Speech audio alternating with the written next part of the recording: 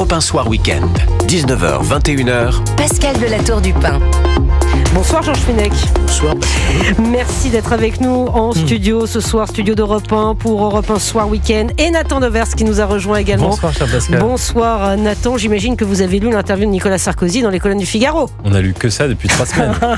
Que ça depuis 3 semaines. Bien sûr. C'est vrai, pourquoi vous dites ça, que ça depuis 3 semaines? Parce que ça vient de sortir. C'est-à-dire qu'il n'y a rien de nouveau dans le discours de Nicolas Sarkozy, Nathan Devers? C'est ironique, c'est une allusion. Dans La Recherche du temps perdu, il y a un personnage qui s'appelle Swann et qui dit on devrait lire un peu moins le journal et un peu plus Pascal.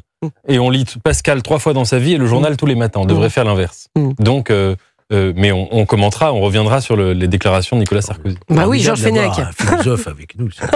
J'adore. Bah oui, effectivement. Il élève le niveau de débat. C'est ça, il élève le débat.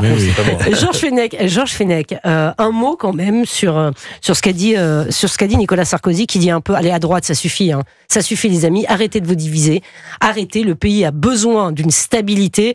Il appelle juste, et je voudrais qu'on revienne là-dessus, à ce que les Républicains choisissent ensemble un nouveau Premier ministre. Et ce que je disais tout à l'heure, il verrait bien Xavier Bertrand, lui, hein, pas Valérie Pécresse, pas Laurent Wauquiez, Xavier Bertrand. Oui, j'ai bien entendu ce qu'a dit Nicolas Sarkozy, qui reste une autorité morale tutélaire pour notre famille politique à laquelle j'ai appartenu activement. Et donc, il faut toujours écouter ce que dit l'ancien président de la République, même s'il a pris des distances par rapport à l'action politique, évidemment. Mais sans lui faire offense à mon cher président Nicolas Sarkozy. Je partage son avis, je pense que c'est l'heure, pour un Premier ministre de droite, de cette droite républicaine. Bon, citez des noms, vous les avez cités. Sauf que il oublie de dire dans son interview une chose qui me paraît très importante et sans laquelle c'est inacceptable. Un Premier ministre de droite, mais pourquoi faire? Est-ce que le président de la République acceptera de faire jouer l'article 20 de la Constitution? Parce que s'il ne donne pas les clés de la politique à ce Premier ministre, ça veut dire qu'on est dans une forme de coalition avec les macronistes, et ça, c'est inacceptable. Il faut donc nommer un Premier ministre dans le cadre d'une cohabitation, et non pas une coalition. Ça veut dire que le président de la République accepte de se mettre en retrait de la politique gouvernementale et donne les clés et les coups des franches à Xavier Bertrand, Laurent Wauquiez, à tous les noms que vous avez cités, voyez-vous. Là, ça peut fonctionner. Je pense que avec l'expérience qui sera la sienne, parmi les noms que vous avez cités, leur capacité à convaincre, à rallier une majorité, derrière vous aurez ensuite, peut-être, il faut l'espérer, c'est la seule solution. Mais j'ai l'impression que le président de la République n'a toujours pas réalisé qu'il n'a plus le pouvoir politique. Il n'a plus qu'un seul pouvoir aujourd'hui, effectivement, c'est celui de nommer le Premier ministre, mais à condition, encore une fois, qu'il fasse jouer la Constitution. Et c'est pour ça, Nathan Devers, à votre avis, que Emmanuel Macron prend son temps, 45 jours, on n'a toujours pas de Premier ministre désigné, on ne sait pas trop où on est, on a un gouvernement qui gouverne sans gouverner. Est-ce qu'Emmanuel Macron prend un certain plaisir peut-être à nous faire attendre, prendre une décision? Probablement qu'il prend en effet ce plaisir, c'est le côté maître des horloges, imitateur de François Mitterrand, conseillé par Pilan et Collet. Je contrôle la temporalité, je séduis, je crée du désir, je crée de l'attente. Mais je pense qu'il risque de tomber dans un piège qu'il croit tendre à la classe politique, voire aux Français.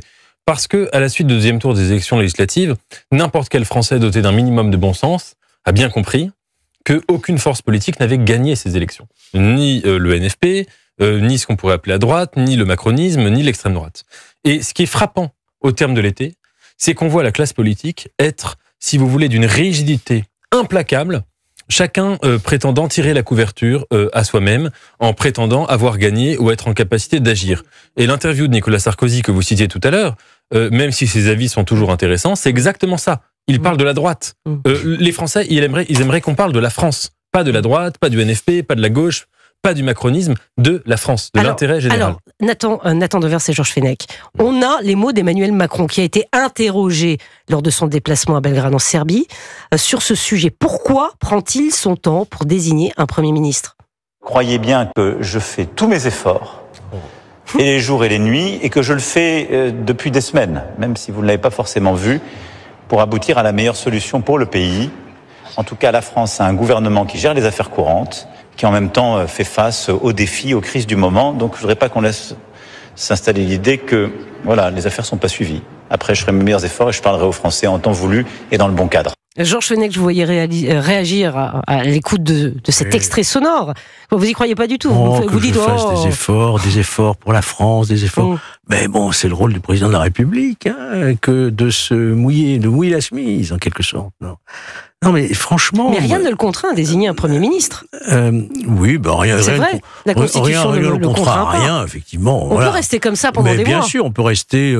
alors, on pourrait citer un autre poète, peut-être autant suspend ton vol, et puis on peut rester comme ça pendant des années, pourquoi pas? Sauf que là, Nicolas Sarkozy a raison de rappeler les crises majeures et le fait que nous soyons au bord du précipice si ça continue. Et là où je m'écarte un peu de la formule Nicolas Sarkozy aussi, c'est quand il dit il faut aller aider le président. Je suis pas d'accord, il faut pas aller aider M. Macron.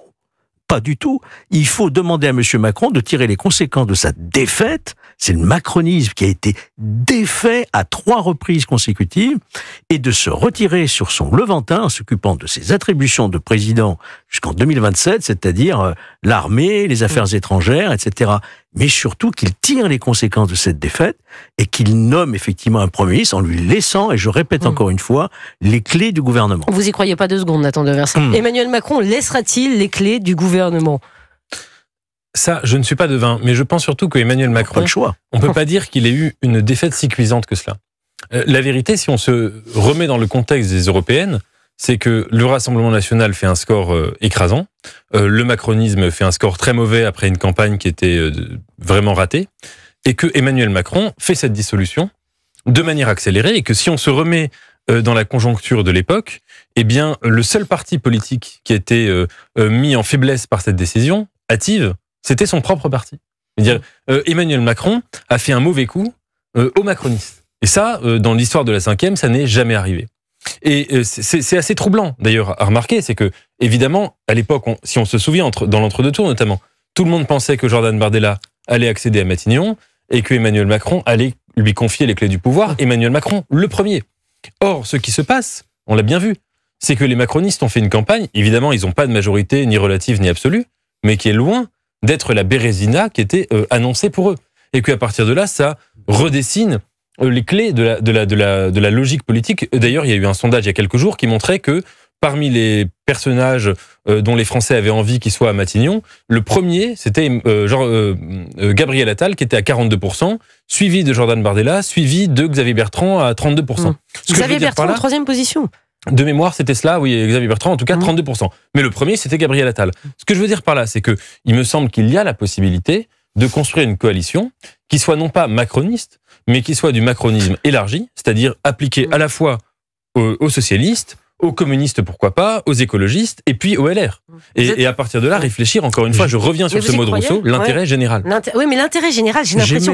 Mais attendez, Georges Fenech, est-ce que vous êtes d'accord? Est-ce que les politiciens, les hommes politiques, les femmes politiques aujourd'hui ont le sens de l'intérêt général? On en parlait, voilà, bien sûr que non. On en parlait il y a une heure. Parlementarisme. Mais non, mais Georges Fenech, on a l'impression qu'ils sont déjà projetés les uns sur 2027, les autres sur leurs petites affaires. On va quand même pas faire la révolution. Non, mais est-ce que vraiment, il y a encore des hommes et des femmes politiques qui ont ce souci-là? Autrement, on ferait autre chose. Croyez-moi, c'est difficile. La politique, et c'est plein d'ingratitude.